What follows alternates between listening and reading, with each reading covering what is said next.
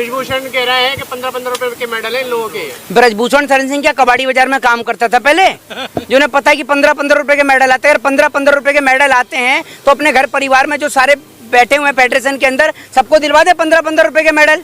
15 रुपए के मेडल आते हैं, 15 में 20 रुपए दे रहा हूँ, दिलवा दे अपने घर परिवार के लोगों को मेडल। ये मेडल की कीमत लगा रहे हैं। एक बात आप मुझे बताइए, सरहद पर जवान शहीद होते हैं, ठीक है, कल को तो जो उनको परमवीर चक्र से सम्मानित किया जाता है, शौर्य चक्र से सम्मानित किया जाता है, कल को तो आप उसकी भी कीमत लगा देंगे।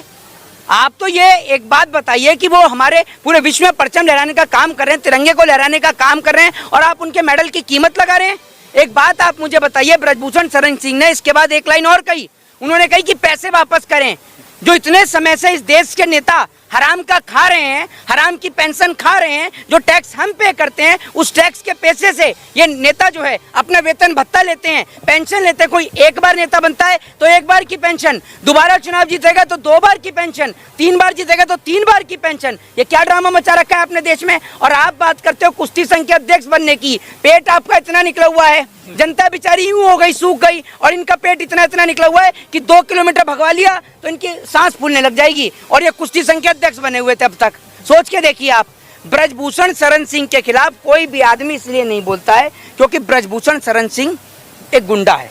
मैं आपको बता दूं सीधे तौर पर, भारतीय जनता पार्टी का कोई भी नेता बोलने के लिए तैयार नहीं है।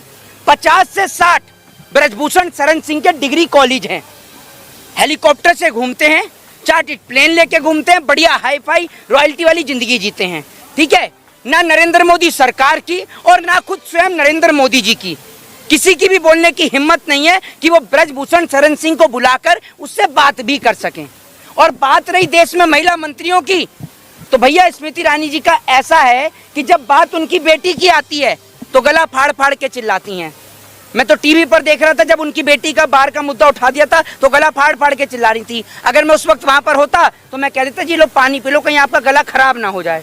लेकिन जब बात देश की बेटियों की होती है तो फेविकोल जम जाती है गले में। सुना ही होगा आपने, फेविकोल मरीन का मजबूत जोड़ पानी में भी नहीं टूटता। तो जब बेटियों की बात आती है ना, देश की बेटियों की, तो गले में फेविकोल जम जाती है, इनको सुनाई भी नहीं देता है।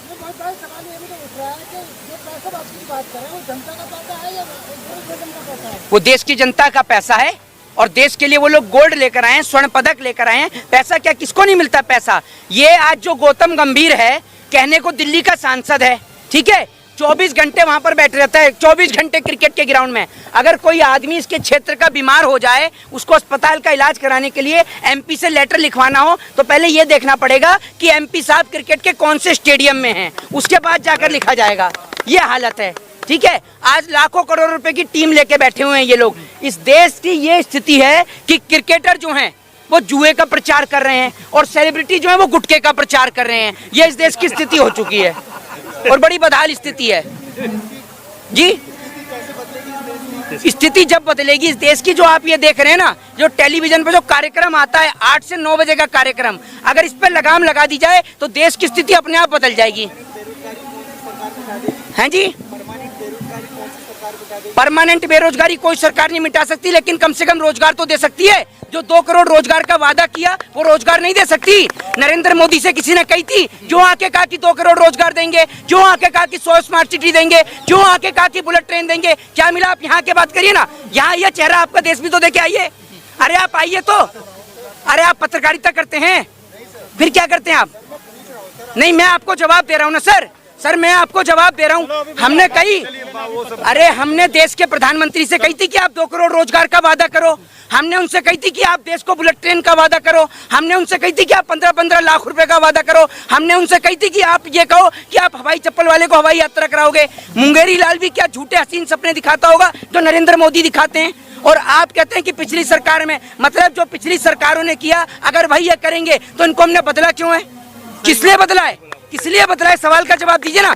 अपनी बहन बेटियों की इज्जत और आबरू लुटवाने के लिए बदला है। इनकी पार्टी का एमएलए कुलदीप सिंह सेंगर वो बलात्कारी नहीं था, ये बताइए आप मुझे। इनकी पार्टी का नेता असम में विधानसभा में बैठ के पॉर्न वीडियो देख रहा था, बताइए आप मुझे, बताइए ना आप मुझे, देंगे आप इस सवाल का जवाब। जो नेता विधानसभा के अंदर बैठ के पॉर्न वीडियो देख रहा हो, उससे आप अपनी बहन बेटे की इज्जत और आबरू की गुहार लगाएंगे? दीजिए ना जवाब आप। आपके पास 1 मिनट, आपके पास जवाब है इस बात का?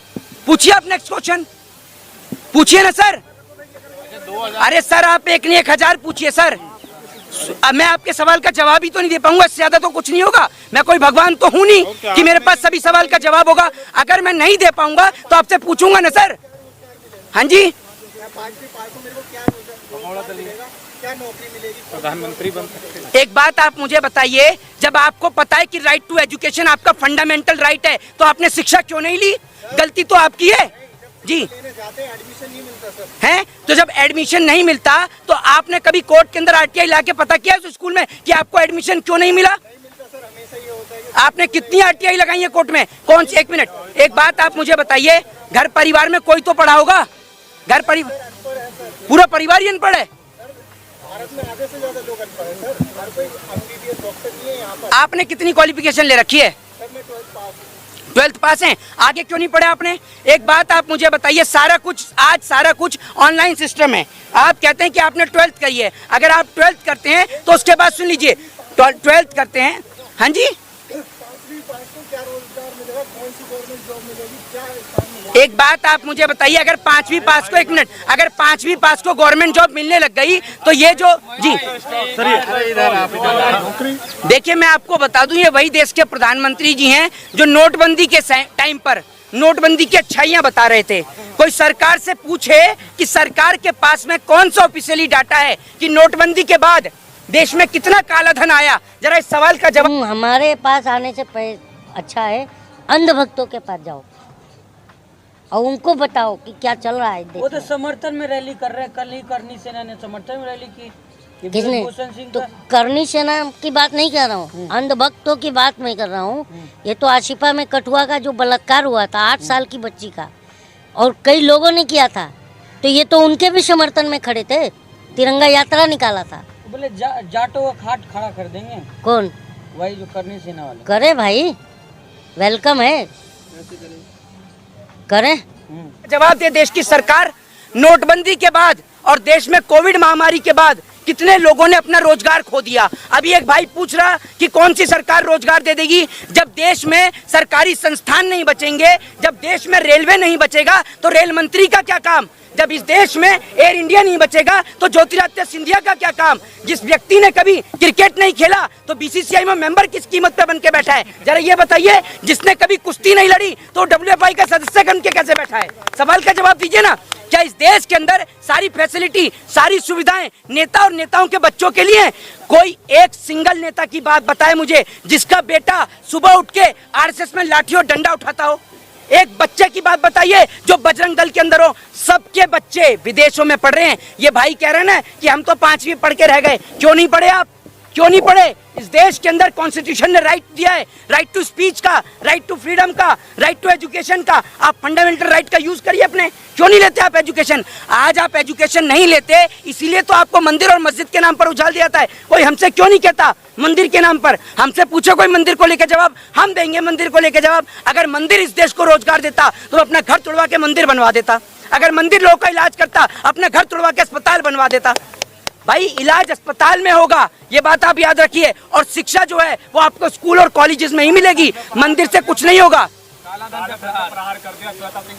अरे श्वेता सिंह अभी एक वो मैडम थी, आपको पता ही होगा, नैनो चिप जो ढूंढ रही थी 2000 के नोट में। उनके 2000 के नोट में नैनो चिप के चक्कर में 4-5 नोट फाड़ दिए। 2000 की नैनो चिप ही नहीं मिली।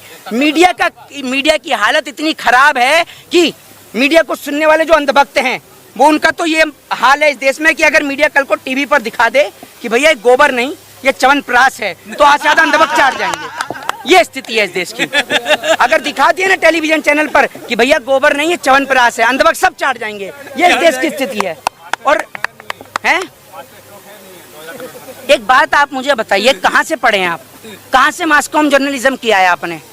ये जितनी भी यूनिवर्सिटी आज के टाइम में मास कॉम जर्नलिज्म करा रही हैं ज्यादातर, ये सब गोदी मीडिया ही पैदा कर रही हैं क्या?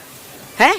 कोई रवीश कुमार क्यों नहीं पैदा कर रहा? पुण्य प्रसून वाजपेयी, अभिचार शर्मा, अजीत अंजुम जैसे रिपोर्टर्स क्यों नहीं हो रहे हैं इस देश के अंदर? हैं?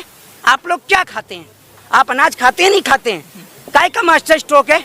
एक बात आप मुझे बताइए, हर 6 महीने में लाइन में लगा देते हैं। कभी राशन की लाइन में, कभी नोटबंदी की लाइन में, कभी नोट बदलने की लाइन में, कभी नोट निकालने की लाइन में।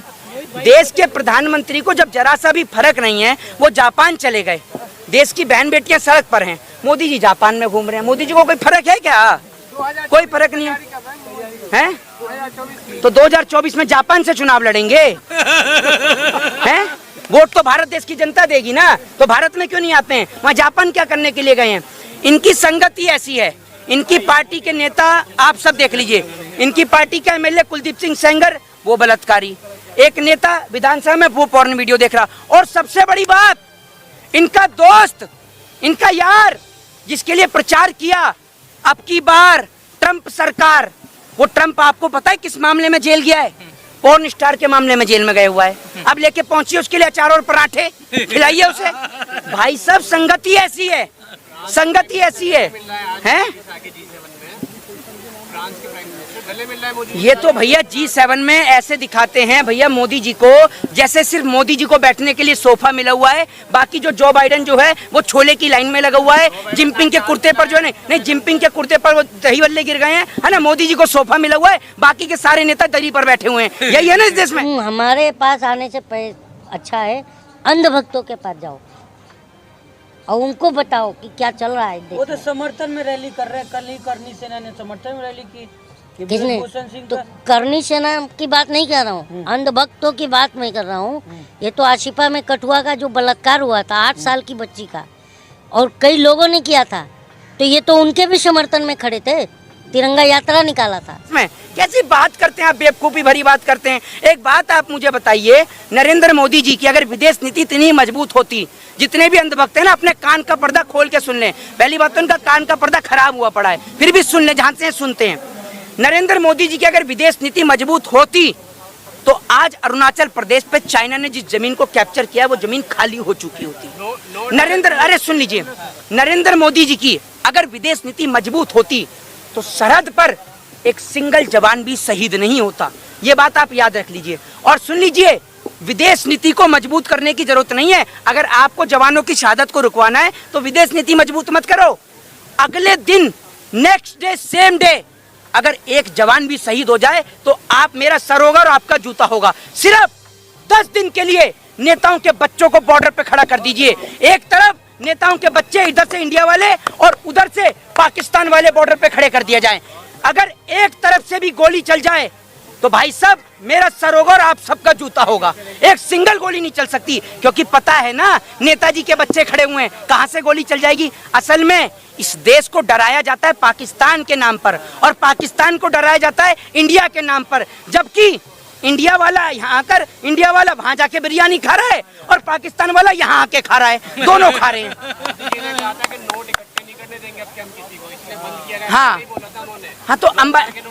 हाँ तो अंबानी और अडानी तो कल से कटोरा लेके बैठेंगे, नोट तो उन पे है ही नहीं, है ना?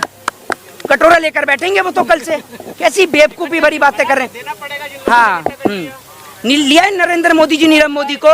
इस बार मोदी जी टीवी पे नहीं आए हैं? इस बार मोदी जी टीवी पे नहीं आए। नहीं, आप लोग बिजी होंगे ना कहीं कार्यक्रम में, आप लोग दिखाते तो आप लोग मोदी जी को ही दिखाते हैं 24 घंटे। अब आप एक समय में एक ही तो आदमी को दिखाएंगे, या तो वो यूपी वाले बाबा को दिखा लेंगे या मोदी जी को दिखा लेंगे, एक ही को तो दिखाएंगे।